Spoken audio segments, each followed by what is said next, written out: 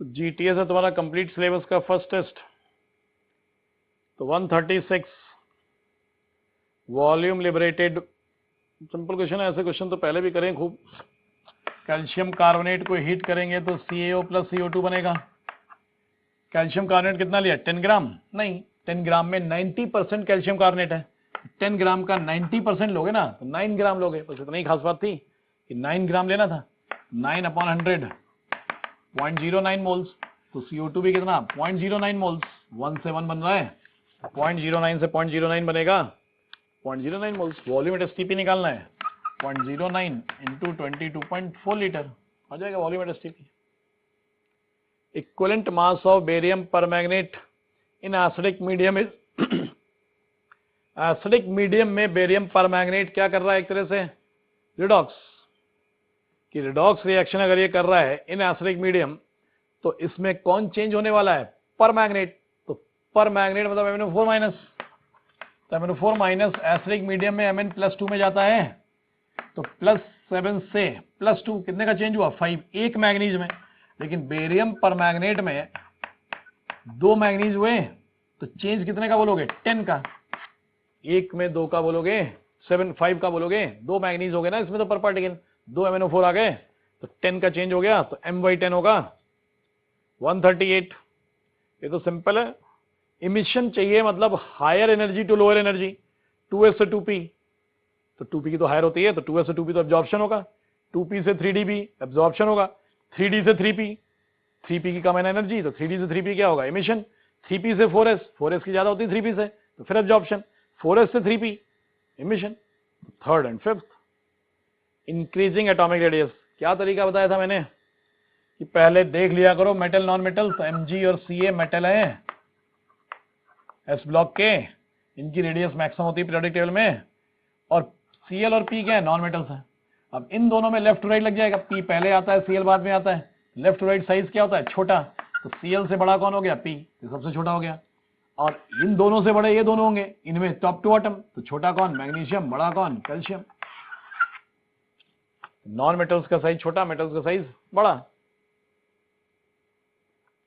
How many bridging oxygen atoms are present in P4O10? तो क्या थे, 6 ऑक्सीजन जाते हैं बीच में, याद आई स्ट्रक्चर कैसे बनवाई थी कि P4 बनाना आता है, ऐसे बनाते थे P4, कहते हैं ना हर जगह बीच में एक एक ऑक्सीजन, तो 6 जगह ऑक्सीजन बीच में आती है तो 6 ब्रिजिंग ऑक्सीजन हुई और एक एक ऑक्सीजन डबल बॉन्ड बना लेती चारों फास्फोरस से। आइसोस्ट्रक्चरल HCF2 लीनियर है, 3 लोन पेयर और 2 सिग्मा बॉन्ड। IF2 माइनस भी लीनियर है, F माइनस क्या बनाएगा, कोऑर्डिनेट, F क्या बनाएगा, सिंगल, तो I का तो एक ही इलेक्ट्रॉन यूज हुआ। लोन पेयर इस पे भी 3, HCF2 में भी 3 लोन पेयर 2 सिग्मा, एक जैसे लोन पेयर और सिग्मा स्टेरिक नंबर का अगर कंट्रीब्यूशन एक जैसा है लोन पेयर और सिग्मा बॉन्ड में तो स्ट्रक्चर एक जैसी आएगी, लीनियर हो गए दोनों, बाकी कहीं नहीं आ रहा होगा सेम। NH3 BF3 चेक करोगे तो NH3 पिरामिडल आएगा, BF3 ट्रायगोनल प्लेनर आएगा, HCF4 स्क्वायर प्लेनर है, SF4 में एक लोन पेयर आ जाएगा तो सीसॉ शेप हो जाएगी। CO3 2 माइनस चेक करोगे तो 3 सिग्मा 0 लोन पेयर आएगा, मतलब स्क्वायर बोल ट्रायगोनल प्लेनर। SO3 2 माइनस में सल्फर पे लोन पेयर बच जाएगा, मतलब पिरामिडल हो जाएगा वो, 3 sigma 1 lone pair. 142 gas was compressed to half its volume, कि अगर पहले वॉल्यूम V है तो बाद में कितना हो गया, V/2। To what temperature it must be heated, initially कितना है 300 गैल्विन, फाइनली T पूछा है। It occupies original volume at constant pressure. अच्छा, पहले उसको कंप्रेस करके हाफ, मतलब उल्टा है, कंफ्यूज किया गया है स्टेटमेंट में, मतलब वॉल्यूम को डबल करना है, वॉल्यूम को क्या करना है, डबल, तो और प्रेशर को क्या रखना है, कांस्टेंट। तो क्वेश्चन उल्टा है, V/2 से V जाना है, वापस ओरिजिनल वॉल्यूम पे जाना है, मतलब हाफ से वापस ओरिजिनल V पे जाना है, और टेम्परेचर कितने टेम्परेचर पर हीट करें, तो क्या कह रहे हैं वो, पहले अगर कितना है 300 केल्विन तो बाद में कितना, ये है क्वेश्चन एक्चुअली, उल्टा करके बस लैंग्वेज घुमा दी उसकी, तो कंफ्यूज तो नहीं हो गए कि क्या गया, पहले कंप्रेस कराया गया कांस्टेंट टेम्परेचर पर, उसके बाद कह रहे हैं कि उसको अगर हम हीट करें तो किस टेम्परेचर, पहले कांस्टेंट टेम्परेचर पे कंप्रेस कराया है, तो मतलब बाद वाला टेम्परेचर इसका था 300। अब क्या ओरिजिनल वॉल्यूम पे जाना है, अब कह रहा है हीट करके वॉल्यूम बढ़ाना है। पहले कंप्रेस करके कम किया था वॉल्यूम एट कांस्टेंट टेम्परेचर, अब हमने क्या करा, हीट करके वॉल्यूम बढ़ाना है एट कांस्टेंट प्रेशर, तो कांस्टेंट प्रेशर पे बढ़ाना है। तो V1/T1 इक्वल टू V2/T2 का क्वेश्चन है। बस पूछने का तरीका अच्छा है, कंफ्यूज कर रखा है थोड़ा। तो V1 V/2 T1 300 V2 V T2 निकालना है, V कैंसिल 1/600 T2 आ गया 600 केल्विन। डायरेक्ट भी कह सकते थे वॉल्यूम डबल करना है, मतलब टेम्परेचर डबल करना है, लेकिन केल्विन में डबल करना है, ठीक है ना। हाँ ये ध्यान रखना, केल्विन में डबल करना है, ठीक। 143 the work done during expansion of a gas from a volume of 4 decimeter cube to 6 decimeter cube, मतलब 4 liter to 6 liter against constant external pressure of 3 atm। तो सिंपल क्वेश्चन है, work equal to minus P external delta V, तो आसान है। 3 atm 6 minus 4 मतलब 2, तो minus 6 litre ATM into 100 1.3 कर दोगे तो क्या आ जाएगा, जूल, इंटू 100 1.3 कर लोगे तो जूल आ जाएगा। Heat of combustion carbon hydrogen और मीथेन की दी हुई है, heat of formation of methane. तो heat of formation of methane के लिए जब रिएक्शन लिखोगे तो पहले प्रोडक्ट का 1 मोल दिखाओगे, यहाँ पे C+2H2। ये भी रिएक्शन फिजिकल स्टेट की इंपॉर्टेंस कहीं नहीं दिख रही है ना, तो मत लिखो, क्यों टेंशन ले रहे हो। जब दिखे फिजिकल स्टेट की इंपॉर्टेंस तो जरूर लिखो, तो डायरेक्ट लग जाएगा। एंथैल्पी ऑफ रिएक्शन निकालना है, क्या होता है, total enthalpy of combustion of products reactants, उल्टा होता है ना कंबस्शन में, minus total enthalpy of combustion of products.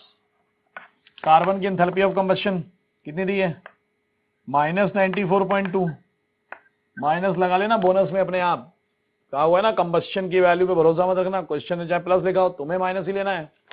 तो -94.2 प्लस 2H2, तो -2 इंटू 68.3, ये माइनस माइनस क्या हो जाएगा, प्लस 210.8। सॉल्व करो, आंसर आएगा, तुम्हारा काम है। 145 A plus 2B gives 2C plus D. Initial concentration of B was 1.5 times of A, मतलब इसको अगर A ले लूं और इसको 1.5 है, ये लिखा है initial concentration of B is 1.5 times of A, A का 1.5 टाइम्स है ना, तो इसको A मान लो, इसको 1.5 A मान लो। अब A माइनस एक्स इक्विलिब्रियम पर 1.5 A माइनस 2x, ये कितना बनेगा 2x, और ये कितना बनेगा x।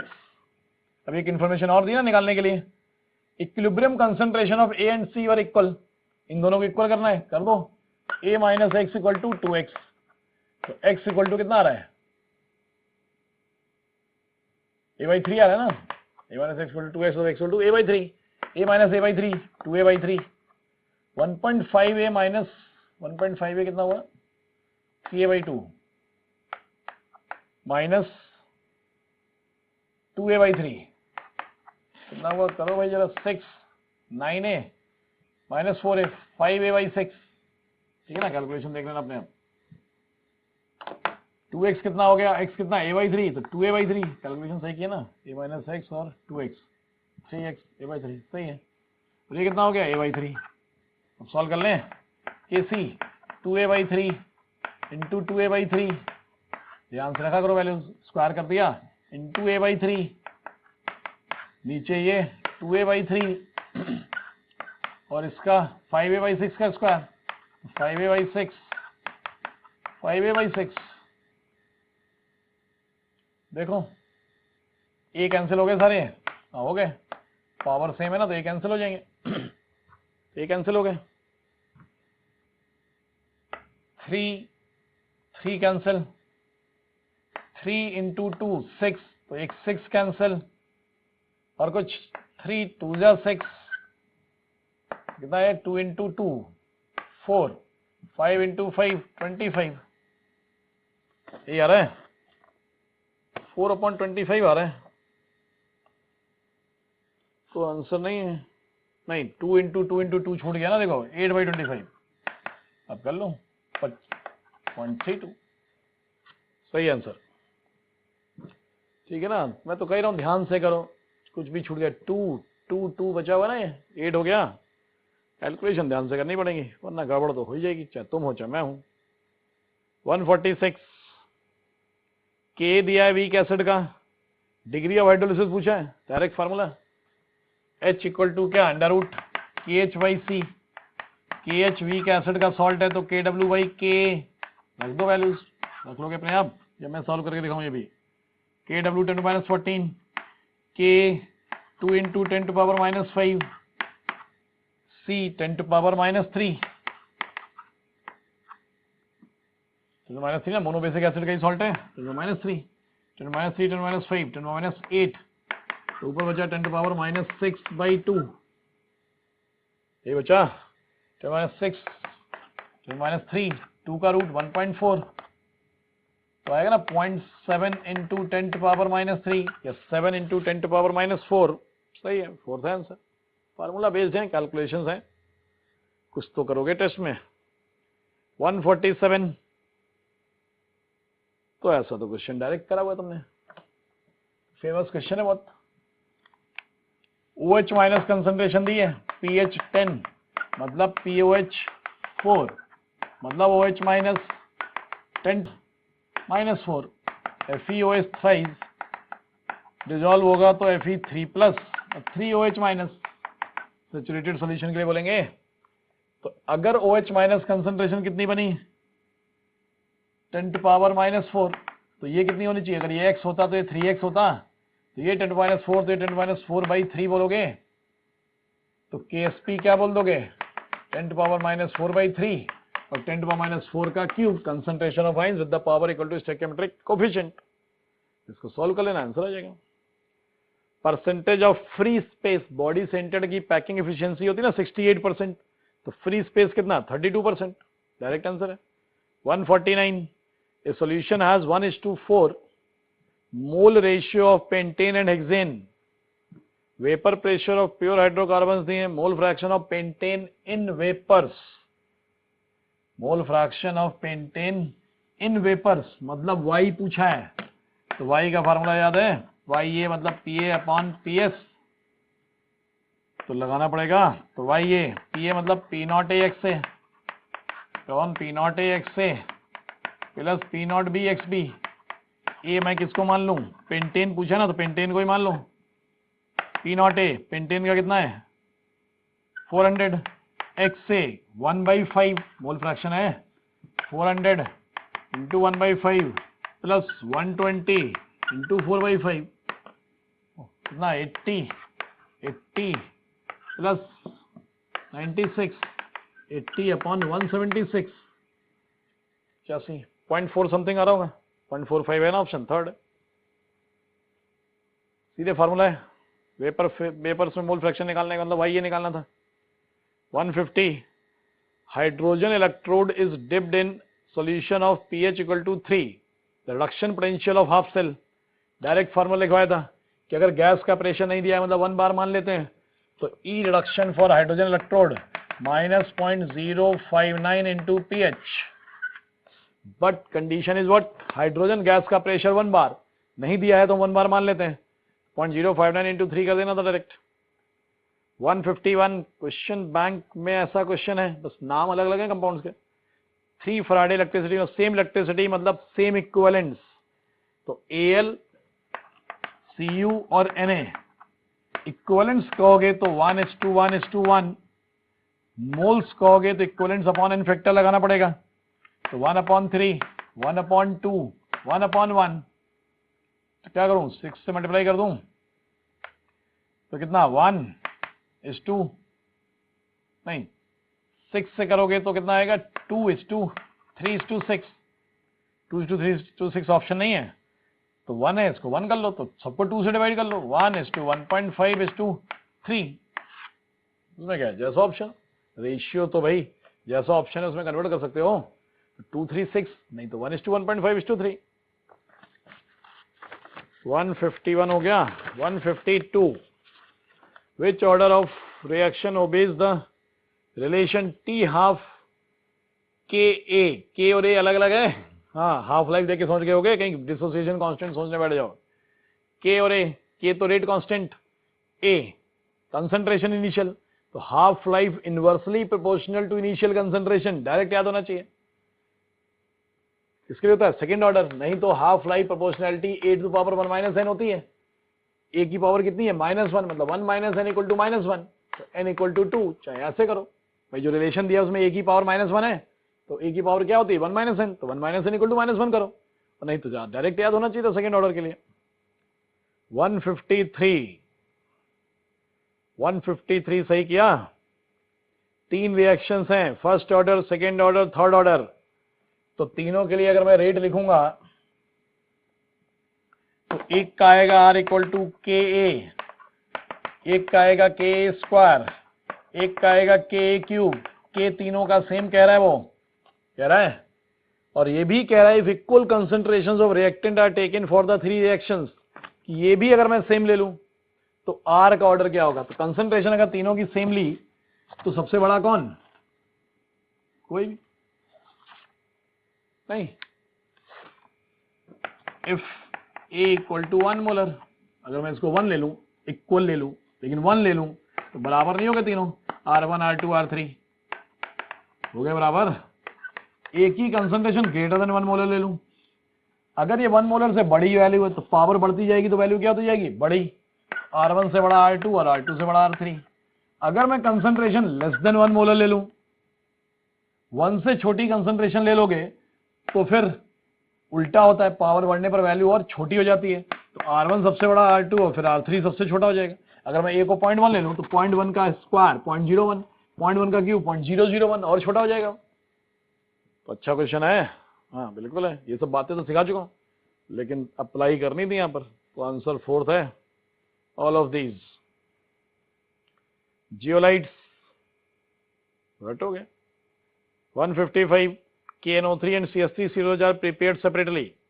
दोनों की concentration 0.1, which is true for freezing point of solution. aqueous है दोनों, ठीक। तो I into C, यही होता है ना, I into C। कंसंट्रेशन दोनों की क्या ली? सेम। I, जिसका I ज्यादा होगा उसका डेल्टा TF ज्यादा होगा। Delta TF proportional to IC होगा। C सेम है मतलब I के प्रोपोर्शन होगा।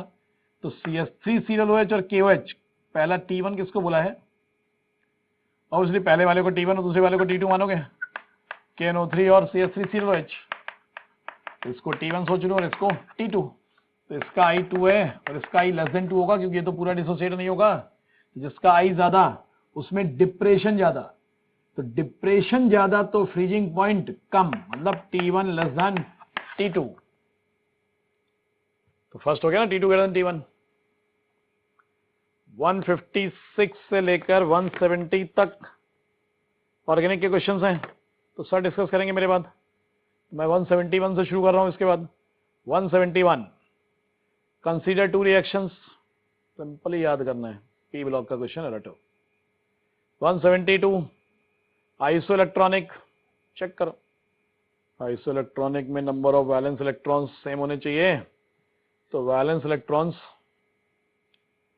सेम चेक करो। तो क्या थर्ड होगा ना? पूछा कौन नहीं है, हाँ तो थर्ड होगा। 173, बोरेक्स का फार्मूला याद करो, वो लर्न करने वाले क्वेश्चन आ गए। Which of the following set of raw materials are used in the manufacture of Na2CO3, याद करो। Solve a process. Value of is less than D2O, कौन सी वैल्यू D2O के लिए कम होती है? जनरली फिजिकल प्रॉपर्टी D2O की ज्यादा है बहुत सारी, क्योंकि मोलर मास ज्यादा, आइसोटोप इफेक्ट जिसे कहा था हमने। बॉइलिंग पॉइंट, पहला ऑप्शन क्या है? Boiling point. तो बॉइलिंग पॉइंट किसका ज्यादा होगा? D2O का। कहते हैं ना आइसोटोप्स, हैवियर आइसोटोप्स के लिए इंटरमॉलिक्यूलर फोर्सेस ज्यादा होते हैं, तो बॉइलिंग पॉइंट तो नहीं कह सकते ना लेस फॉर D2O, तो नहीं होगा। लेटेंट हीट ऑफ वेपराइजेशन, मतलब वेपराइज करने के लिए कितनी एनर्जी चाहिए? तो जिसके इंटरमॉलिक्यूलर फोर्सेस ज्यादा है उसको वेपराइज करने के लिए ज्यादा चाहिए, मतलब D2O के लिए ज्यादा चाहिए, तो ये भी कम नहीं आएगा। डेंसिटी ऑब्वियसली D2O की ज्यादा होगी, तो बचा गया डाइलेक्ट्रिक कांस्टेंट, याद करो। डाइलेक्ट्रिक कांस्टेंट याद कर पाया था? Which of the following compounds is expected to be coloured? तो ऑब्वियसली बात है Ag plus D10, MgF2 S block वाला fully filled, Cu plus 1 D10, तो CuF2। इनमें से आंसर क्या है? वही ना, डी में अगर इनकम्प्लीटली फिल्ड है तभी DD ट्रांजिशन होने के चांस है, तभी हम क्या मानते हैं? कलर्ड। सेकेंड आंसर कर सकते थे direct. In order of decreasing number of unpaired electrons, तो सिंपल है, बस लो स्पिन हाई स्पिन में नजर रखना। देख लें पहला क्या है Fe2 प्लस, Fe2 प्लस मतलब 3d6, d4, d5, d6, d7। Octahedral के केस में जब भी होते हैं तो हम पहले चेक करते हैं लो स्पिन हाई स्पिन। तो कौन सा केस है ये? High spin. हाई स्पिन है मतलब पेयरिंग नहीं हो रही होगी कोई फोर्सफुल पेयरिंग। तो d6 में नॉर्मली कितने अनपेयर्ड होते हैं? 4, तो 4 ही होंगे इसमें। Fe3 प्लस सेकेंड तो क्या है 3d5 आएगा। Fe होता ना 3d6 4s2, कॉन्फिगरेशन तो अपने आप लिखोगे 3d5, लेकिन साइनाइड के साथ में है तो लो स्पिन का केस हुआ।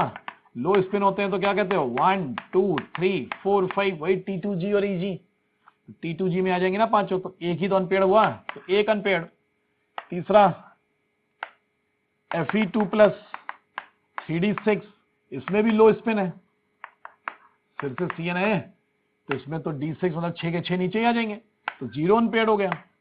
चौथा Fe3 प्लस 3d5, लेकिन ये भी हाई स्पिन है H2O के साथ,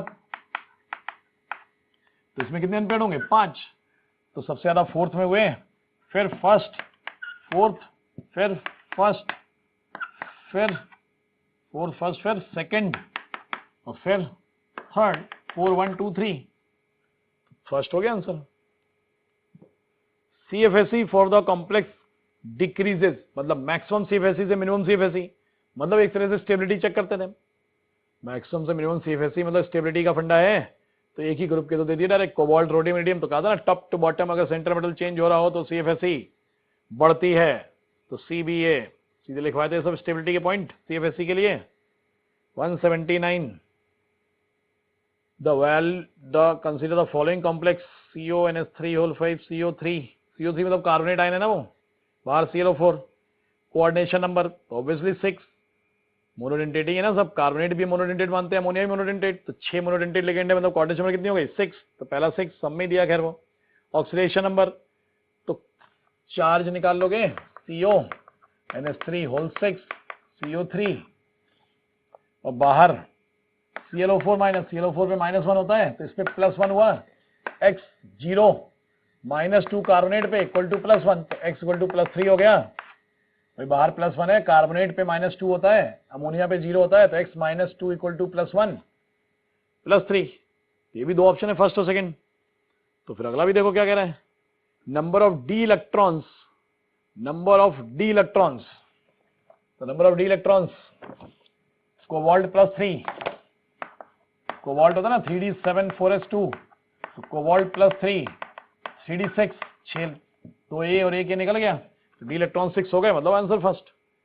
इसके बाद एक और विधि अनपेयर्ड, तो तुम्हें नहीं, ठीक है, मैं पूछता ये 5 है ना, तो तुम क्या कहते? मैंने कहा था ना कि 5 6 तक अगर अमोनिया हो, इवन 4 के तक भी मैंने कहा था कि 4 5 6 तक अगर अमोनिया है, तो मैंने क्या कहा था? कोबाल्ट निकेल और कॉपर, इनके साथ अगर अमोनिया है तो लो स्पिन का केस मानना होता है। जाके देखो लो स्पिन के केस जहां लिखवाए, तो कोबाल्ट निकेल कॉपर के साथ, लेकिन अमोनिया कितने? कम से कम 4 तो हो, मिनिमम 4 तो हो, कम से कम 4 से कम अगर अमोनिया होते तो बाकी वीक लिगेंड होते, ये तो वीक लिगेंड में आते हैं, तो अगर अमोनिया 4 से कम होते और बाकी वीक लिगेंड होते तो हाई स्पिन मान लेते हैं। अमोनिया 4 या उससे ज्यादा है और बाकी लिगेंड वीक भी हो जाए तो भी हम लो स्पिन मान लेते हैं। लो स्पिन मानोगे तो D6 लो स्पिन में अनपेयर्ड इलेक्ट्रॉन कितने हो जाएंगे? 0 हो जाएंगे।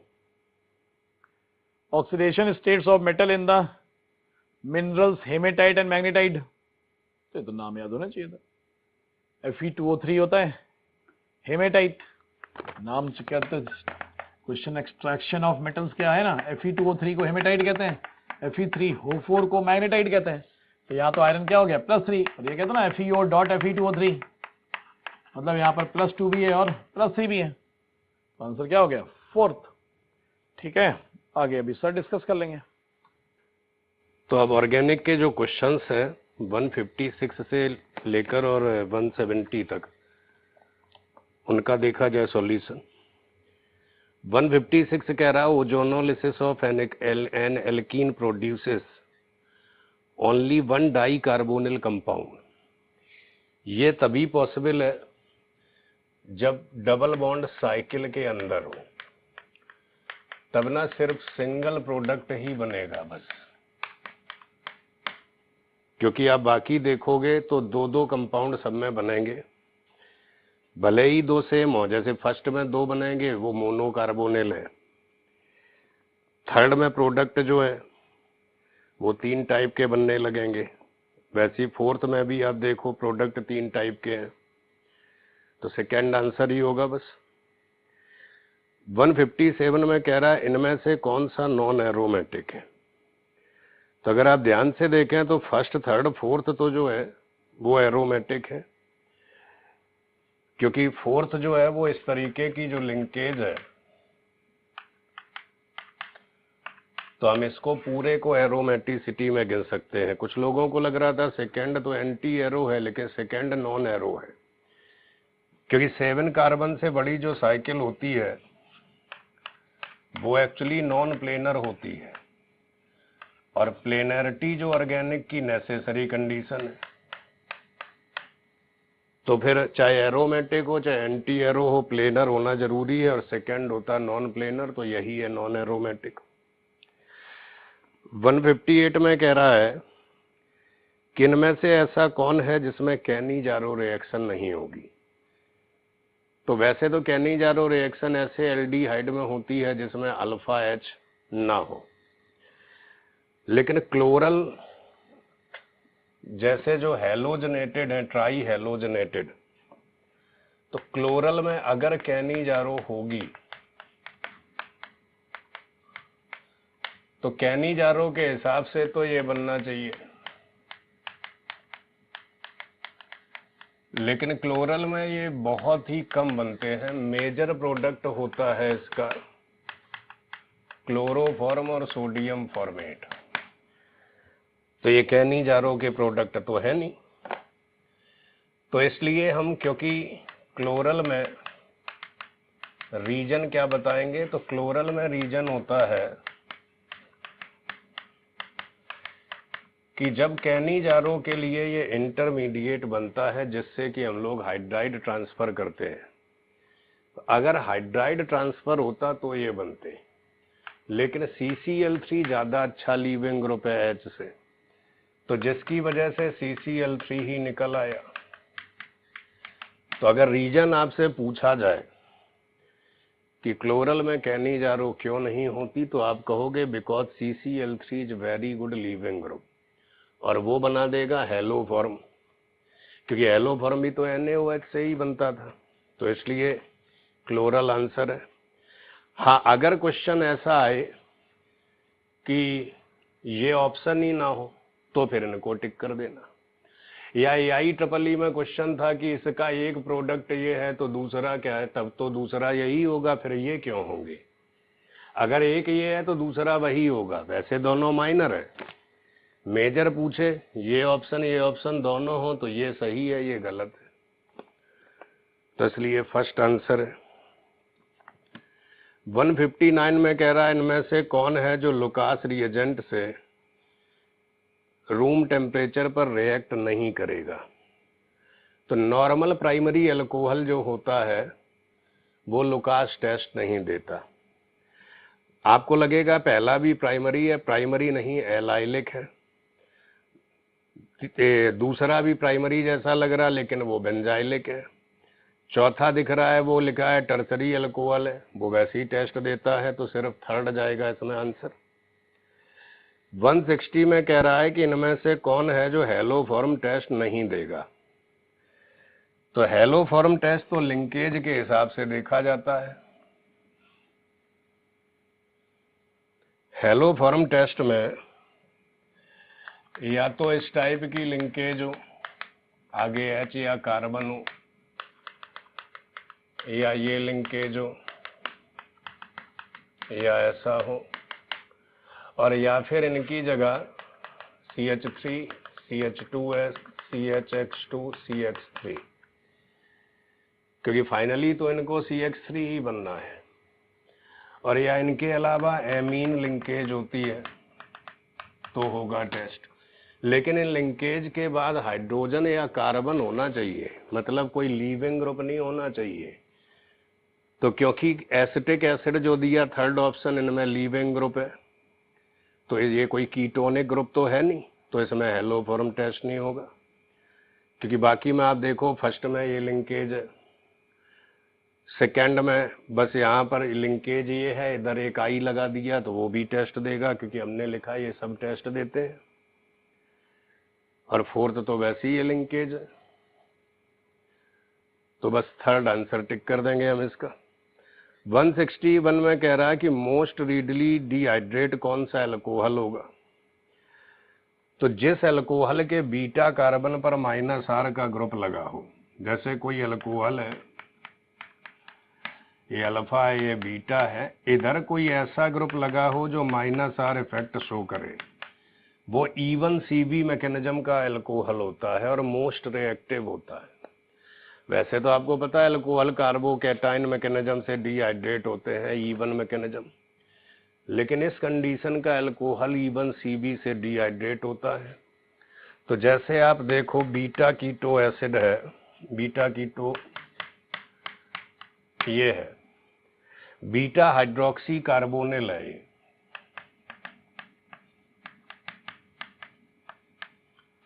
या गामा कीटो एल्कोहल है। तो ये देखो एल्कोहल के बीटा कार्बन पर -R का ग्रुप है।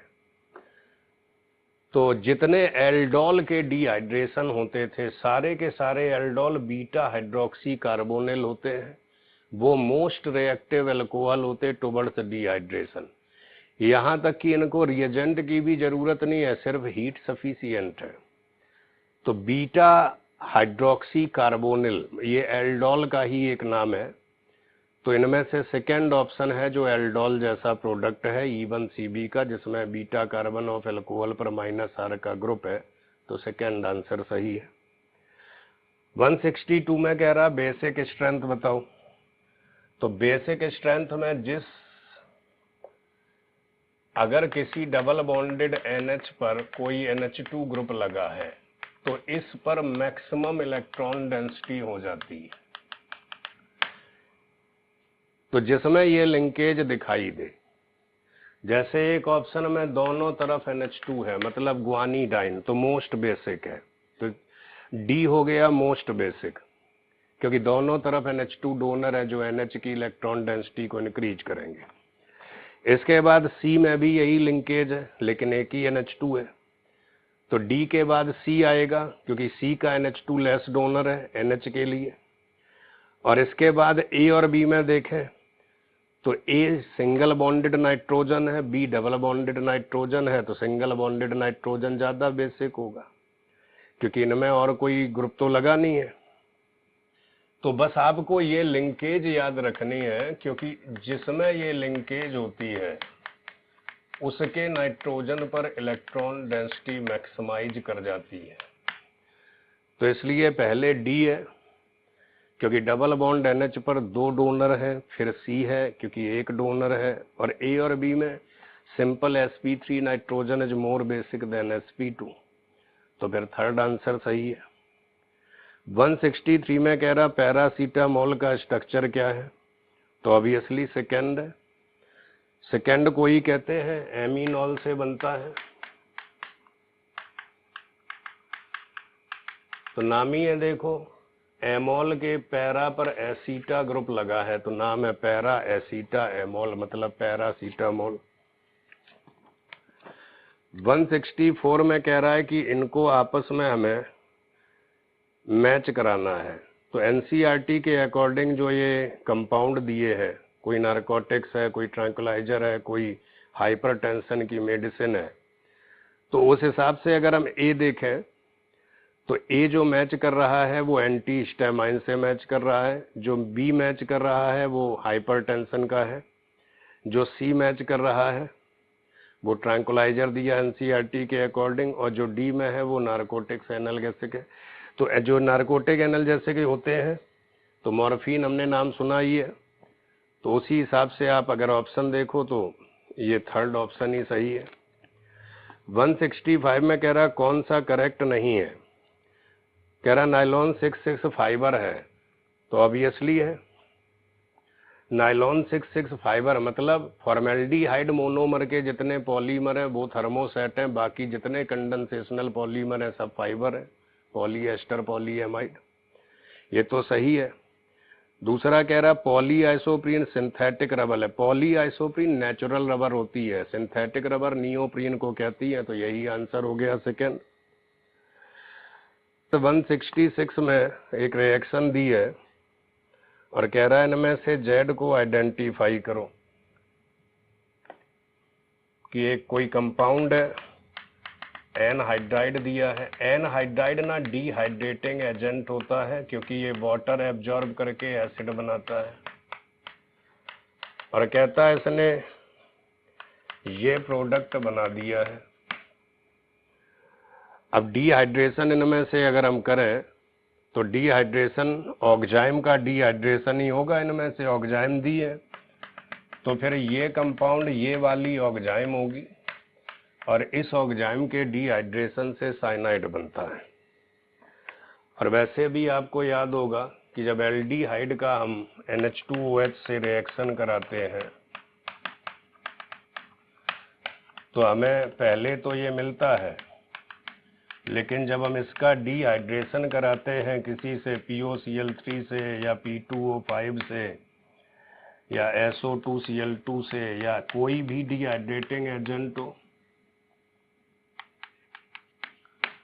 तो ये साइनाइड ही मेजर प्रोडक्ट बनता है।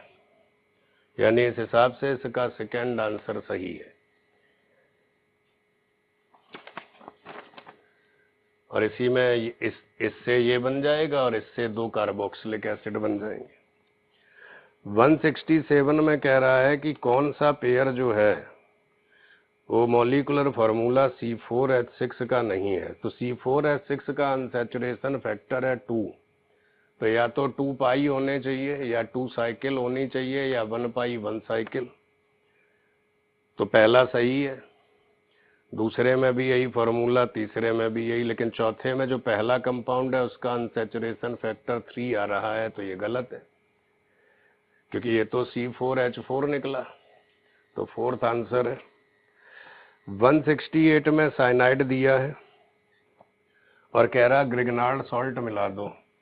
तो जब हम किसी भी साइनाइड पर ग्रिग्नार्ड सॉल्ट मिलाते हैं तो वो कीटोन बन जाता है।